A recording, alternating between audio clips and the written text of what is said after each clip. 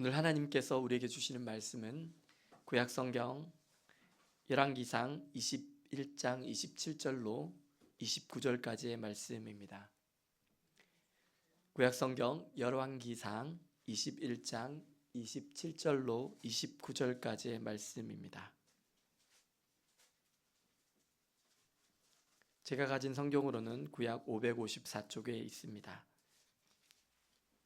구약 554쪽 열왕기상 21장 27절로 29절까지의 말씀을 다 함께 합독하십니다. 아합이 이 모든 말씀을 들을 때에 그의 옷을 찢고 굵은 배로 몸을 동이고 금식하고 굵은 배에 누우며 또 풀이 죽어 다니더라. 여호와의 말씀이 디셋 사람 엘리야에게 임하여 이르시되 아합이 내 앞에서 겸비함을 내가 보느냐.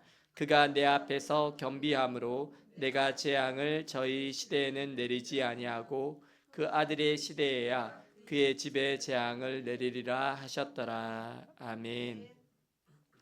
어느 교회 앞 상점의 한 사장님이 손님에게 말했습니다.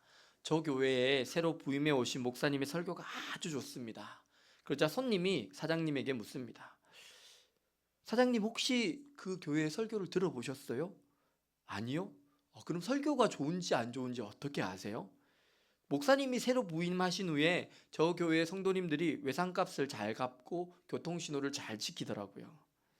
어떤 교회가 하나님을 잘 믿는 교회인지, 좋은 교회인지 아닌지 어떻게 알 수 있을까요? 그것은 교회에 다니는 성도님들이 어떠한 모습으로 살아가느냐에 달려 있습니다. 우리 옆에 분들과 인사하실 때 이렇게 인사하시겠습니다. 나의 모습이 사람들에겐 교회의 모습입니다. 나의 모습이 사람들에겐 교회의 모습입니다. 그렇습니다. 나의 모습이 사람들에게는 교회의 모습입니다. 정말 세상에서의 삶 가운데서 신실한 모습으로 또 교회의 모습을 잘 드러내셔서 정말 마지막 날 주님 앞에 갔을 때에 잘하였도다 착하고 충성된 종아라는 칭찬 받으시는 저와 여러분들 되시기를 예수님의 이름으로 축원합니다. 오늘 본문의 때는 북왕국 이스라엘과 남왕국 유다로 나뉘어진 남북 왕국의 시대입니다. 이 중 북왕국 이스라엘 7대 왕 아합의 시대입니다. 아합은 오므리 왕의 아들로 아버지도 악하고 아들도 악하고 손자도 악한 왕입니다. 그 아합 왕의 왕궁 근처에 나봇이라는 사람의 포도원이 있었습니다. 이 나봇의 포도원을 보니까 궁중에서 가깝습니다. 그리고 딱 보니까 텃밭 하면 너무 좋을 것 같아요. 왕궁의 텃밭 하기 너무 좋아 보입니다. 채소나 야채를 심으면 너무 잘 자랄 것 같습니다. 그래서 아합은 나봇의 포도원을 지금 가지고 싶습니다. 그래서 나봇에게 달라고 청합니다. 돈을 달라고 하면 내가 돈을 주고, 그리고 다른 밭으로 바꿔달라고 하면 바꿔줄 테니까 이 밭만 나한테 팔으라고 얘기합니다. 하지만 나봇은 그 포도원을 팔았을까요? 팔지 않습니다. 포도원을 아버지가 돌아가시기 전에 신신당부를 했다고 하면서 이 땅은 선산과 같은 땅이라 팔 수 없습니다. 이렇게 말합니다. 그리고 하나님께서도 조상의 유산인 이 땅을 왕에게 주는 것을 원하시지 않으십니다 라고 얘기해 버립니다. 그 포도원을 갖고 싶었던 아합은 가질 수가 없잖아요. 이렇게까지 말하니까. 그러니까 궁으로 돌아와서 근심하고 마음이 답답하고 체하는 거예요. 식사를 하지 못합니다. 그러자 아내 이세벨이 무슨 일인지 묻습니다. 그래서 아합이 나봇의 포도원을 가지고 싶은데 나봇이 안 팔아 이렇게 얘기를 하자 이세벨은 아합을 웃으면서 비꼽니다. 그래가지고 왕이 이 나라를 다스리십니까? 하고는 걱정 말고 식사나 잘 하시라고, 그러면서 이제 내가 알아서 이 땅을 다 왕께 바치겠다고 그렇게 얘기를 합니다. 그리고는 장로들에게 아합의 이름으로 임봉해서 편지를 보냅니다. 이것은 나봇을 죄인으로 몰아 죽이려는 음모를 꾸민 것입니다. 장로들에게 보낸 그 편지의 내용은 온 백성들에게 금식을 선포하고 나봇을 백성 가운데 높이 앉힌 후에 이미 거짓으로 매수한 증인 2사람을 세워서 그의 앞에 마주 앉히고 그에 대해서 증거하기를 저 나봇이 하나님과 왕을 저주하게 하였다 하고 그를 끌고 나가서 돌로 쳐 죽여버리라고 합니다. 그냥 땅을 안 팔았을 뿐인데, 원래 나봇에게 죄가 없지만 거짓으로 두 사람의 증인을 세워버리고, 그리고 그들로 하여금 나봇이 하나님과 왕을 저주하는 것을 내가 봤어, 나도 봤어, 이렇게 해서는 그냥 끌고 나가서 돌로 쳐 죽여버리는 거예요. 그리고 나서 그 땅을 차지하라는 것입니다. 이 얼마나 악한 행위입니까? 약한 사람들을 지켜야 할 왕이 자신의 사리사욕을 위해서 무고한 백성을 누명을 씌워서 죽여버립니다. 나봇의 죽음은 억울한 죽음입니다. 그 죽음 이후에 이세벨이 아방을 내보내서 나봇의 포도원을 다 차지하게 합니다. 이 모든 사건이 다 종결된 이후에 여호와 하나님의 말씀이 선지자 엘리야에게 임합니다. 그리고는 엘리야가 아방을 찾아옵니다. 그리고는 전하는 말씀이 내가 또 죽이고 빼앗으려 했느냐라고 하셨습니다. 그러면서 개들이 나봇의 피를 핥은 곳에서 개들이 내 몸의 피도 핥으리라 라고 선포합니다. 하나님께서 재앙을 내려서 아방을 쓸어버리되 너에게 속한 모든 남자는 다 멸망함을 당할 것이고 내 아내 이세벨도 개들이 이스라엘 성읍 곁에서 이세벨을 먹을 것이다 라고 선포해버립니다. 선지자는 바른 말씀을 전해야 합니다. 정말 죽으면 죽으리라 하고 내 목에 칼이 들어와도 왕 앞에서라도 당신이 한 것은 죄입니다 라고 말할 수 있어야 됩니다. 예전에 우리가 일제치하에 있을 때 3.1 운동 시절에는 교회 지도자들이 그렇게 사셨어요. 일제의 수많은 고문에도 신앙의 절개를 잘 지키셨어요. 주기철 목사님 같은 분들이 그런 분들이었어요. 근데 참 많이 안타까운 것은 광복 이후에 새로운 정권이 들어서고 초기 대통령들이 잘 갔을까요? 아니면 잘못된 길로 갈 때가 있었을까요? 잘못된 길로 갈 때가 있었죠. 이승만 대통령도 한 번, 두 번 하고 그만뒀으면 되는데 헌법까지 고쳐서 계속 하려고 하셨잖아요. 그러면 누가 얘기를 해야 되죠? 이런 분한테 하나님의 선지자격인 사람이 얘기를 해야 되잖아요. 그러면 목사님들이 얘기를 하셨어야죠. 했습니까? 못했습니다. 헌법까지 고쳐가면서 계속 정권을 잡으려는 욕심을 부릴 때 교회도 거기에 묻어가서 똑같이 잘 나가려고 욕심을 부린 거예요. 박정희 정권에도 함께 어떻게 좀 공생관계로 살았던 거예요. 그 독재 정권에. 전두환 노태우 정권에 이를 때도요, 조창기도에서 축복기도만 해줬어요. 그리고 그 조창기도의 축복기도를 받고요, 헬기 타고 내려와서 뭐 한 거죠? 광주 민주화 운동 사격 발표해버렸어요. 발포 명령 내려버렸어요. 그 사람들이요. 저는 너무 안타까웠어요. 하나님의 사람이 목회자들이 잘못됐는데 잘못됐다고 말할 수 있었으면 좋겠어요. 제발. 그렇게 죽으면 천국 밖에 들어가겠어요? 어떻게 이렇게 비겁해요? 우리가 우리의 신앙의 선배들이 잘못한 것도 겸손히 엎드리며 하나님 앞에 우리가 회개해야 됩니다. 이 죄를 내 죄로 여기고, 그게 정말 바른 신앙입니다. 우리의 삶에 기도가 차면 하나님께서 응답하시고요, 우리의 삶에 혹시라도 악이 차면 하나님께서 심판하십니다. 아합과 이세벨은 하나님 여호와 앞에 악을 쌓고 있었고, 이제는 하나님께서 엘리야 선지자를 통해서 그의 집을 쓸어버리시며 나봇의 피를 핥은 곳에서 아합과 이세벨의 고기를 먹을 것이라고 준엄한 심판을 말씀하십니다. 그런데 하나님은 왜 이렇게 악한 아합과 이세벨을 바로 죽이지 않으실까요? 나쁜 왕이잖아요. 악한 왕이 아닙니까? 백성을 잘 지키고 다스리라고 왕으로 삼았더니 백성들을 억울하게 죽이는 왕이지 않습니까? 그런데 왜 이런 악한 왕을 그냥 가만히 두십니까? 그것은 하나님께서 하나님의 사람을 통해서 악한 자를 돌이키는 방법을 사용하고자 하시기 때문입니다. 하나님은요, 은혜와 긍휼이 풍성하신 분이십니다. 어떤 사람에게든지 오래 참으십니다. 그래서 사실은 우리들이 오늘 이 자리에 있는지 모릅니다. 여러분, 하나님께서 이렇게 전도하는 사람 보내주셨을 수도 있고, 아니면 엄마 아빠를 통해서 이렇게 하나님을 믿게 되신 분들도 있겠지만, 여러분 바로 믿으셨어요? 바로 안 믿으셨죠. 보통 바로 안 믿어요. 교회를 다녀도요, 복음을 들어야도 더 잘 받아들이지 않아요. 그리고 여전히 죄악 가운데 우리가 살았는데 하나님께서 끝까지 우리를 참아주셨어요. 그리고 인내해 주셨어요. 불쌍히 여겨주셨어요. 그래서 우리가 돌이킨 것입니다.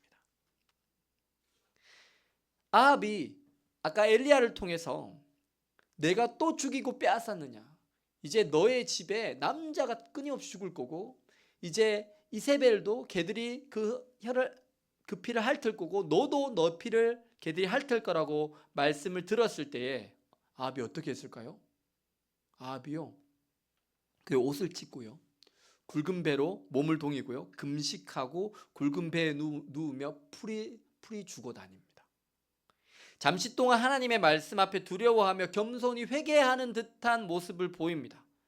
그래서 하나님께서요, 원래 벌을 내리시겠다고 하셨잖아요. 근데 어떻게 하시냐면 이렇게 말씀하세요. 아합이 내 앞에서 겸비함을 내가 보느냐?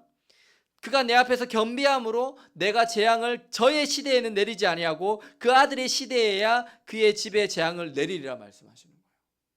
아니, 하나님 너무하시는 거 아닙니까? 아니, 생각해 보세요. 악한 왕이 살아있으면요, 국민들이 오랫동안 피곤하겠어요? 조금 피곤하겠어요?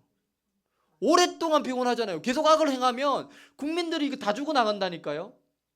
근데 왜 이 악한 왕을 그 왕의 시대에 바로 딱 심판을 해가지고 딱 끝내시고 깔끔하게 끝내시고 다른 왕 세우시면 될 텐데 그 일을 안 하시고 그 시대를 넘어서 그의 아들의 시대에야 재앙을 내리신다고 말씀하실까요? 아니, 이렇게 쉽게 하나님의 뜻이 바뀌는 거였습니까? 왜 이렇게 바꾸시는 걸까요? 그래서 하나님께서 원하시는 것이 바로 겸비하는 것이기 때문입니다. 겸비는요, 스스로 낮추는 겸손을 말합니다. 자신을 괴롭히고 복종시키는 자기 부인, 온유한 자세를 가리킵니다. 여기 오늘 본문에서 말씀하고 있는 겸비는 내가 죄를 지었을 때 하나님께서 누군가를 통해서 그거 너 한 거 그거 죄야 라고 말씀하실 때 그 말씀을 듣고 그렇습니다 주님, 제가 죄를 지었습니다. 제가 주님 앞에 범죄했습니다. 제가 죄인입니다 라고 인정하는 것입니다. 아합은 악한 왕이었지만, 이때까지 악한 일밖에 별로 안 한 것 같지만 하나님의 선지자인 엘리야의 말씀을 듣고 나서 그는 옷을 찢습니다. 그리고 정말 애통해합니다. 잠깐이지만 자기의 죄에 대해서 정말 아파합니다. 그리고 굵은 배로 몸을 동이고 금식합니다. 그리고 정말 의시되면 다녔는데 풀이 죽어서 다닙니다.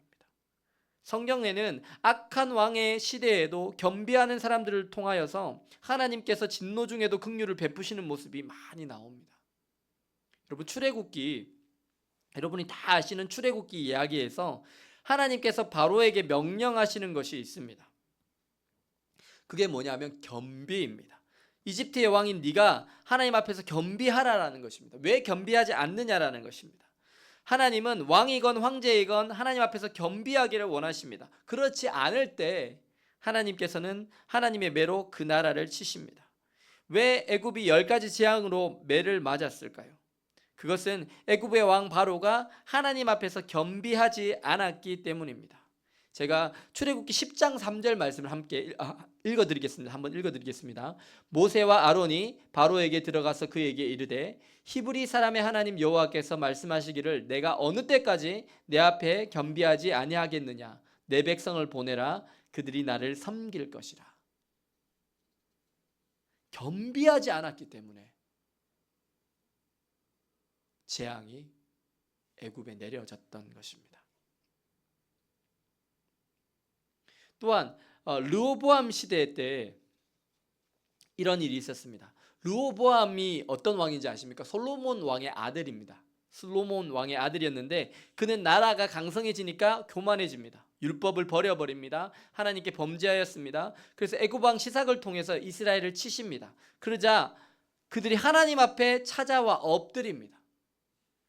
그 내용이 역대하에 나와 있습니다. 제가 또 읽어드리겠습니다. 역대하 12장 6절에서 7절 말씀입니다.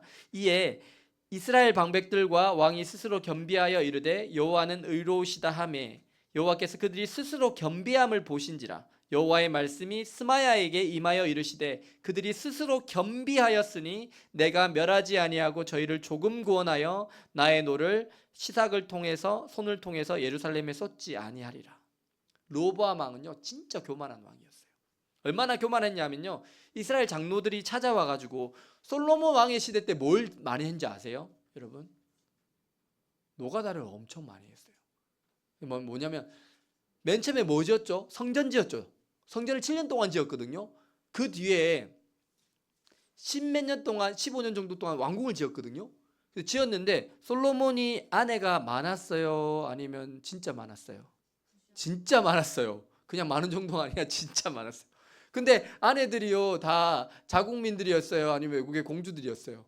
외국의 공주들이었죠. 그러니까 다 뭐냐면 그 공주들한테 하나씩 다 지어주는 거예요. 애굽의 그 바로의 딸부터 해가지고. 그러다 보니까 끊임없이 공사를 한 거예요. 공사를 한 거예요. 그러니까 정말 그 솔로몬 시대에 그 이스라엘 백성들은요 노가다 하다가 골병 다 들었어. 골병 다 들었어. 막 이게 허리는 막 디스크 다 나가고요. 막 이게 다리는 고관절이 다 나가고 막 살 수가 없어요. 그래가지고 이제 진짜 너무 힘들었어. 골병이 들어갔고 너무 힘들어가지고 이제 그 르호보암 왕 아들 왕한테 뭐라고 얘기하냐면 우리 너무 힘들었어요. 그러니까 이제 토목 공사만 좀 안 합시다. 좀 안 합시다. 그러면 우리 왕 잘 섬길게요. 라고 얘기했어요. 근데 르호보암 왕이요 이 얘기를 안 들어요. 그리고 뭐라고 얘기하는 줄 아세요?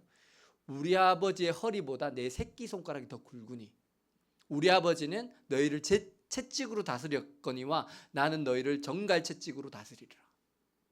이렇게 얘기를 하는 거예요. 그러니까 너무 화가 나는 거예요. 장로님들이. 왜냐하면 다 지금 골병 들었는데 그 전에 이렇게 공사하느라고. 그것 때문에 다윗이여 너는 내 집이나 돌보라 하면서 여로보암이라는 요셉 족속을 담당하던 그 사람을 북왕국 이스라엘 왕으로 세우면서 열지파가 다 따라가 버려요. 그래서 르호보암 왕이 남왕국 유다의 왕이 되고 여로보암 왕이 북왕국 이스라엘의 왕이 됩니다.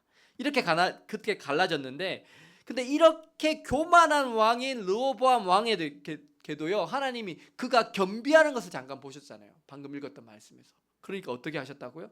그의 입에서 회개가 나오고 여호와는 의로우시다고 고백하는 것을 볼 때 하나님께서 그들을 멸하시지 않으세요. 조금 구원하세요. 그리고 하나님의 분노를 애굽 왕 시삭의 손을 통해서 쏟지 않으십니다. 우리가 살아가는 이 나라가 잿더미였었던 것이요 약 70여 년이 이제 막 지났어요. 한국 전쟁, 6.25 전쟁이 끝난 지 이제 막 만 70년이 갓 지났어요. 근데 이 나라의 모습이 어떻습니까?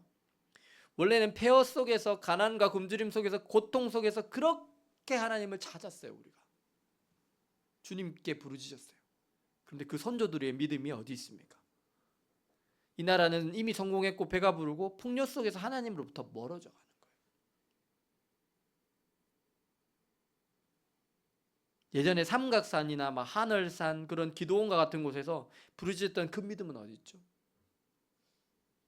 그 김해 무척산이라는 곳이 있거든요. 거기 기도원인데 사람들이 많이 갔었어요. 근데 요즘은요 나귀하고 지키는 사람 한 사람밖에 없어요. 그래서 아무도 안 와서, 거기 산이 좀 높거든요. 그래서 그 기도원에 있는 사람들이 안 온대요. 우리 민족은 해방 이후에 한국 전쟁을 겪었습니다. 그러면서 완전히 황폐화되었습니다. 잿더미만 남아 있었습니다. 보릿고개가 있었고요. 우리나라는 아프리카 대부분 나라보다 더 가난한 나라였어요. 근데 그러함에도 불구하고 하나님께 기도했습니다. 목숨 걸고 기도했습니다.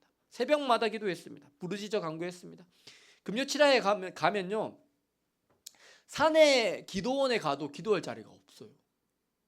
아니 기도원 안에뿐만 아니라 밖에도 없어요. 밖에도 자리가 없어가지고. 제 중고등부 때 가면 금요일 저녁이면요 그 기도하는 사람들, 철야하는 사람들이 늘 있었어요.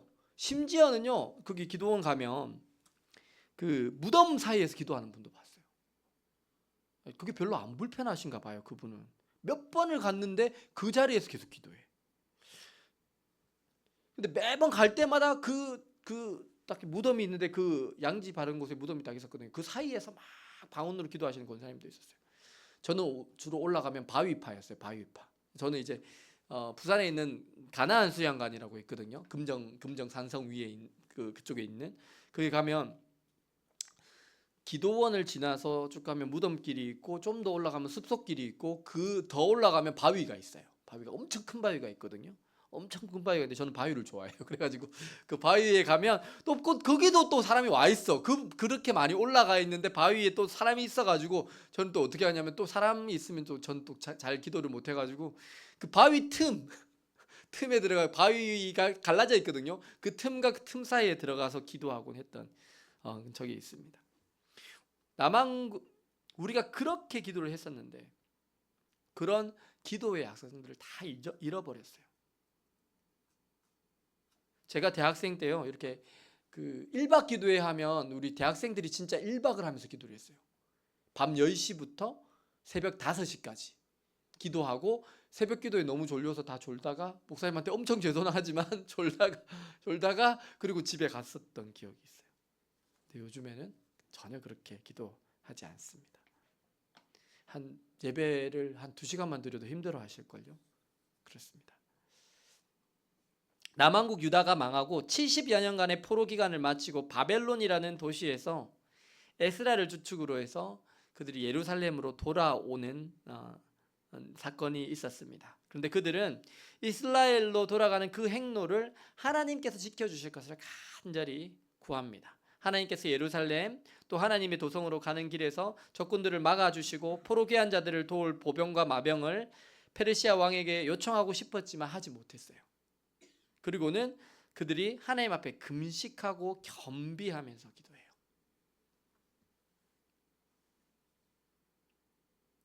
그들이 바벨론의 아하와 강, 그러니까 바벨론의 서북쪽을 흐르는 강에서 하나님 앞에 겸손히 엎드려 회개하고 간구하는 모습이 에스라서에서 나오는데, 에스라 8장 21절에서 23절 말씀인데 제가 읽어드리겠습니다.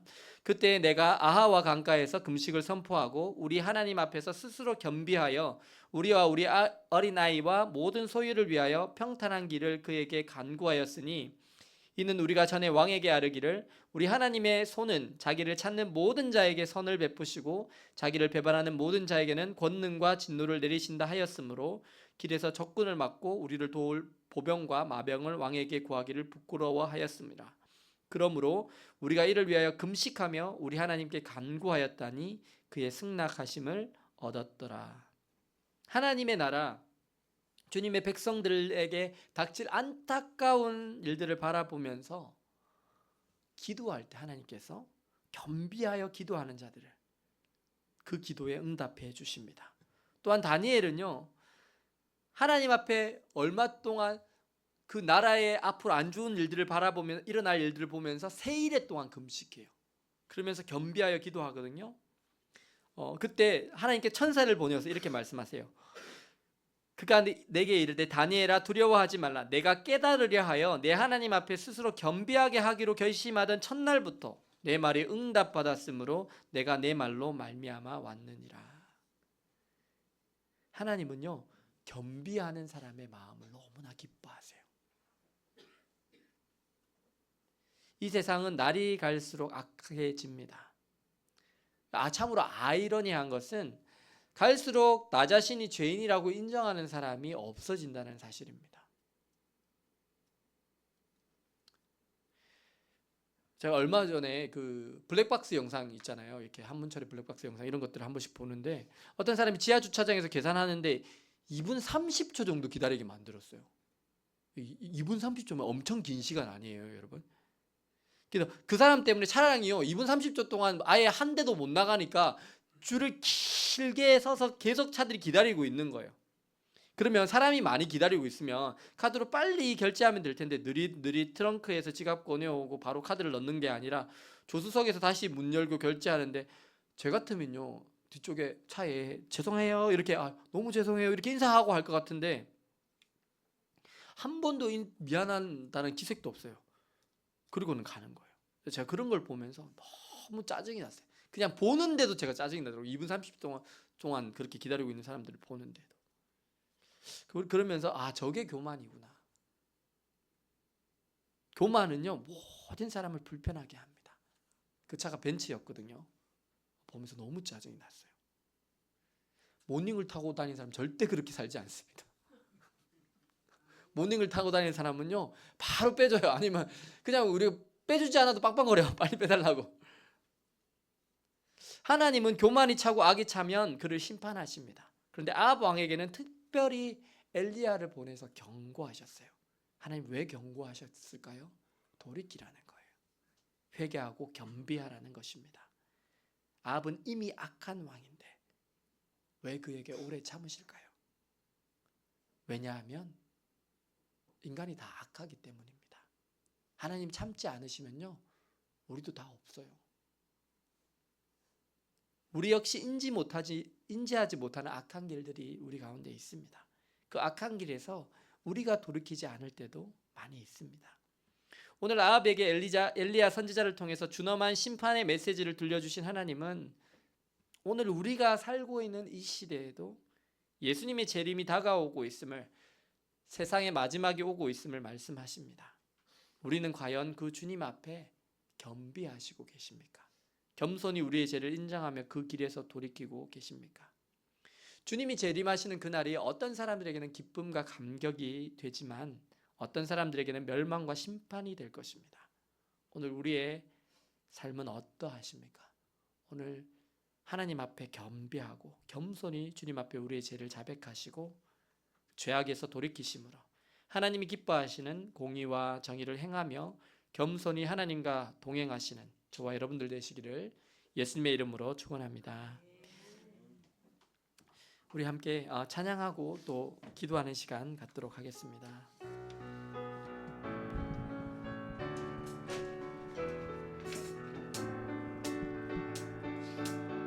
나의 백성이 다 겸비하여 내게 기도하며 나의 얼굴을 구하여서 그 악한 길 떠나며 하늘에서 듣고 죄를 사하며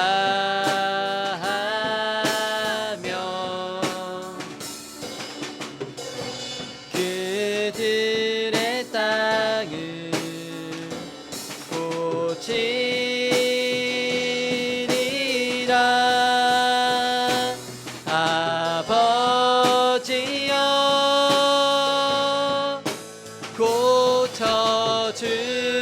고쳐주소서.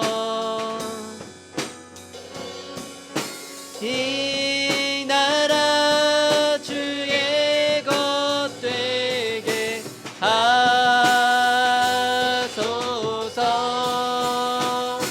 주 하나님 간절히 기도하오니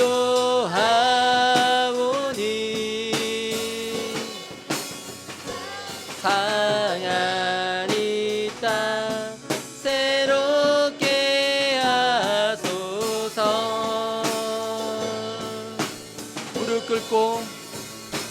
무릎 꿇고 다 겸비하여 주께 기도하리. 주의 얼굴을 구하여서 그 악한 길 떠나리. 주님의 자비로 죄를 사하며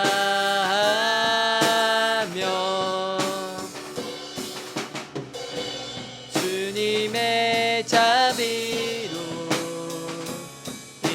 임하소서. 아버지여 고쳐주소서.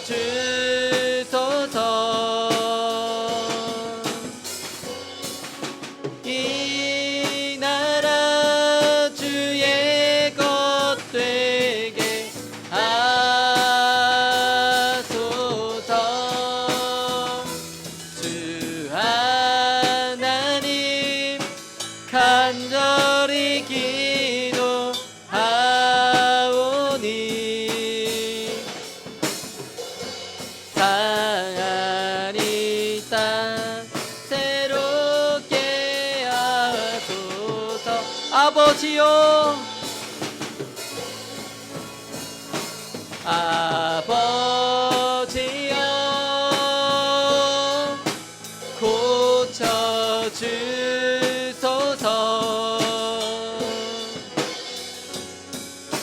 이 나라 주의 것 되게 하소서.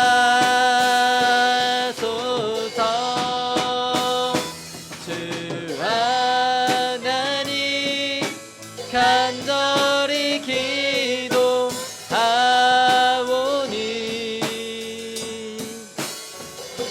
상한 이 땅 외롭게 하소서.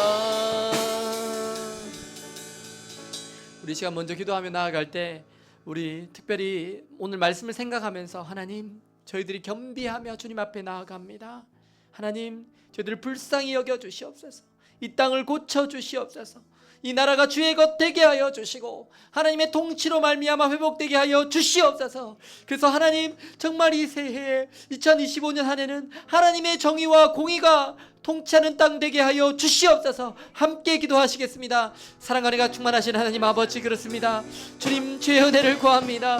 아버지, 불쌍히 여겨 주시옵소서. 저희들이 하나님 아버지 앞에 겸비하며 나아갑니다. 아버지, 주의 얼굴을 구합니다. 우리의 악한 길을 떠나며 나아가겠습니다. 하나님, 긍휼히 여겨 주시옵소서. 불쌍히 여겨 주옵소서. 이 나라가 어려웠습니다. 힘이 듭니다. 야당과 여당이 반복하여 싸웁니다. 아버지, 사고가 있었습니다. 이 안타까운 일들이 계속해서 일어납니다. 하나님, 긍휼히 여겨 주시옵소서. 불쌍히 여겨 주시옵소서. 아버지, 저희들이 주님 앞에 겸비하며 나아갑니다. 아버지, 2025년에 새해는 하나님의 회복의 역사가 저희 땅 가운데 일어나기를 원합니다. 하나님, 긍휼히 여겨 주시옵소서. 불쌍히 여겨 주시옵소서. 주님의 통치가 일어날 수 있도록 인도하여 주시옵소서. 저희가 간절히 기도하며 나아갑니다. 하나님을 구하고 찾고 드리며 나아갈 때 하나님의 성령의 역사가 우리 가운데 나타나게 하여 주시고 아버지, 상한 이 땅이 회복될 수 있도록 역사하여 주시며 하나님의 은혜로 말미암아 아버지 안에 모든 것이 회복되어지는 역사가 있도록 인도하여 주시옵소서. 아버지, 불쌍히 여겨주시기 원합니다. 하나님, 긍휼히 여겨주시옵소서. 아버지, 인도하여 주시옵소서. 주님의 마음으로 나아갈 수 있도록 인도하여 주시옵소서. 주의 성령으로 나아갈 수 있도록 인도하여 주시옵소서. 아버지, 아버지, 고쳐주시옵소서. 아버지, 아버지, 회복케 하여 주시옵소서. 주의 은혜와 주의 성령으로 나아갈 수 있도록 인도하여 주시옵소서. 오 하나님, 오 하나님, 긍휼히 여겨 주시옵소서. 아버지여, 아버지, 긍휼히 여겨 주시옵소서. 아버지, 아버지, 하나님이 행하시는 그 일들을 바라볼 때 오 주님, 역사하여 주시옵소서. 아버지, 불쌍히 여겨 주시옵소서. 긍휼히 여겨 주시옵소서. 주님의 마음으로 나아갈 수 있도록 아버지, 인도하여 주시옵소서. 예수 그리스도의 이름으로 기도드립니다. 오 주님, 역사하여 주시옵소서. 아버지, 인도하여 주시옵소서. 우리 다시 한번 기도하며 나아갈 때 우리 특별히 마음의 회복을 위해서 기도하며 나아가기를 원합니다. 혹시 기도를 하는 게 조금 어려움이 있으신 분은 앞에 보시면서 기도를 하셔도 돼요. 제가 기도 제목들 좀 적어놨거든요. 그래도 이렇게 스크린에 적어놨으니까 이걸 보시고 좀 기도하셔도 돼요. 그래서 특별히 기도하실 때 주님의 자비를 구하며 엎드리기를 원합니다. 이 시간 죄에 무너진 가슴을 회복시켜 주시고 말라버진 참회의 눈물을 다시 회복시켜 주시며 거짓과 속임수로 가득한 우리의 입술에 진실한 기도를 회복시켜 주시옵소서. 애통하는 마음과 자복하는 마음과 통회하는 마음을 다시 회복시켜 주시고 삶을 고치는 진정한 회개가 우리 가운데 일어나게 하여 주시옵소서. 함께 주여 외치시고 함께 기도하시겠습니다. 주여! 사랑과 은혜가 충만하신 하나님 아버지, 그렇습니다. 주님의 자비를 구하며 기도합니다. 이 시간 엎드립니다. 주님, 죄에 무뎌진 가슴을 회복시켜 주시옵소서. 아버지, 말라버린 참회의 눈물을 다시 회복시켜 주시옵소서. 아버지, 거짓과 속임수로 가득한 우리의 입술에 아버지, 신실한 기도를 회복시켜 주시옵소서. 아버지의 통하는 마음과 자복하는 마음과 통회하는 마음을 다시 회복시켜 주시옵소서. 삶을 고치는 진정한 회개가 일어나게 하여 주시옵소서. 아버지 긍휼히 여겨주시옵소서. 불쌍히 여겨주시옵소서. 주의 성령으로 나아갈 수 있도록 인도하여 주시옵소서. 아버지 온 마음으로 주님을 향하여 돌이키기를 원합니다. 온 마음을 향하여 주님을 돌이키기를 원합니다. 하나님 우리를 긍휼히 여겨주시옵소서. 하나님의 가시는 그 회개가 일어나게 하여 주시옵소서. 정한 마음으로, 하나님 순결한 마음으로 하나님이 기뻐하시는 그런 저희들 될 수 있도록 하여 주시옵소서. 아버지 긍휼히 여겨주시옵소서. 불쌍히 여겨주시옵소서. 하나님의 가시는 그 놀라운 은혜의 역사가 일어나게 하여 주시옵소서. 아버지 주님께서 행하실 일들을 기대합니다. 주님을 사모합니다. 아버지 역사하여 주시옵소서. 아버지 불쌍히 여겨주시옵소서. 긍휼히 여겨주시옵소서. 하나님의 행하심을 바라보게 하여 주시옵소서. 그래서 진실한 마음으로 기도하며 하나님의 성령으로 구하며 나아갈 수 있도록 인도하여 주시옵소서. 오 하나님 새롭게 여겨 주시옵소서. 오 주님의 마음으로 살아날 수 있도록 인도하여 주시옵소서.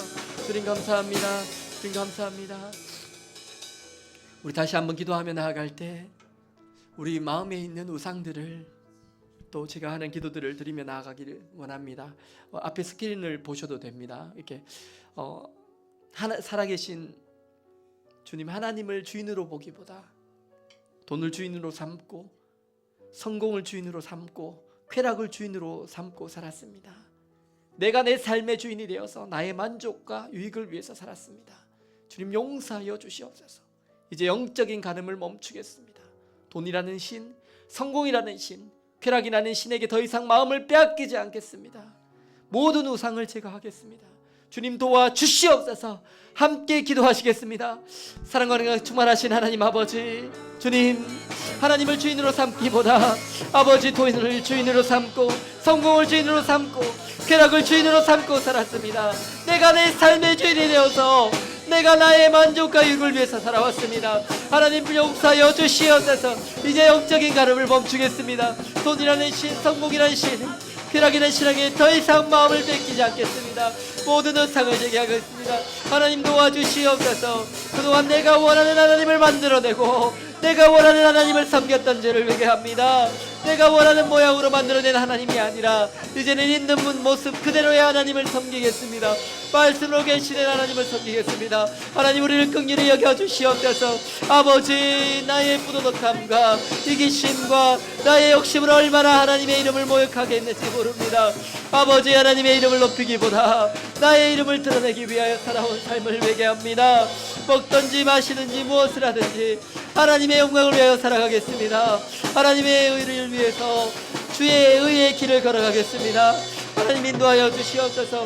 아버지 긍휼히 여겨 주시옵소서. 불쌍히 여겨 주시옵소서. 아버지 새롭게 하여 주시옵소서. 아버지 긍휼히 여겨 주시옵소서. 주여 긍휼히 여겨 주시옵소서. 아버지 회복을 주시옵소서. 오 주님 역사하여 주시옵소서. 아버지 은혜를 구합니다. 주님 불쌍히 여겨 주시옵소서. 아버지 새롭게 하여 주옵소서. 주님 역사를 구합니다. 주님 회복시켜 주시옵소서. 우리 마지막으로 기도할 때 우리가 가정을 잘 지키지 못한 죄를 회개하며 기도하기를 원합니다. 기도하실 때 이렇게 기도하시겠습니다. 하나님 아버지, 가정이 지키지 못한 죄를 회개합니다. 아내를 위해서 죽지 못한 죄를 회개합니다. 남편에게 온전히 순종하지 못한 죄를 회개합니다. 자녀의 마음에 억울함과 분노를 심었던 죄를 회개합니다. 부모님을 공경하지 못했던 죄를 회개합니다. 주님 다시 가정을 세우는 데 힘쓰겠습니다. 남편의 자리로 돌아가겠습니다. 아내의 자리로 돌아가겠습니다. 아버지와 어머니의 자리로 돌아가겠습니다. 부모님의 권위를 인정하겠습니다. 부모님을 존경하겠습니다. 존경받는 부모가 되겠습니다. 주여 우리 가정에 은혜를 베풀어 주시옵소서. 함께 기도하시겠습니다. 사랑과 은혜가 충만하신 하나님 아버지,